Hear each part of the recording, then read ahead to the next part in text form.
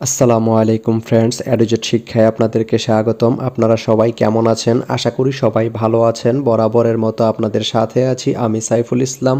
চলে এসেছি নতুন একটি টিউটোরিয়াল নিয়ে। সো আজকের টিউটোরিয়ালটি কোন বিষয়ের উপর হতে চলেছে সেটা নিশ্চয়ই আপনারা টাইটেল এবং থাম্বনেল দেখে অলরেডি বুঝে গেছেন।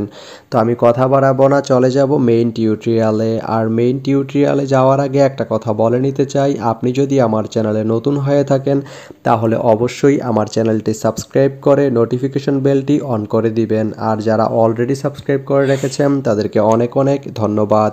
যারা আমার এই ভিডিওটি ফেসবুক থেকে দেখছেন তারা আমার পেজটি ফলো করে সাথেই থাকবেন। তো চলুন চলে যাই মেইন টিউটোরিয়ালে।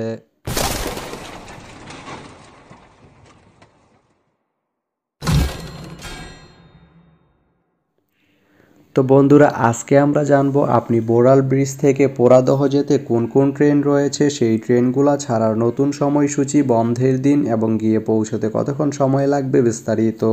তো আমি যদি আপনাদেরকে ট্রেনের সময়সূচিগুলো বলে দেই, আপনি বোড়াল ব্রিজ থেকে পোড়াদহ যেতে শুধুমাত্র একটি ট্রেন রয়েছে, সেটি হচ্ছে চিত্রা।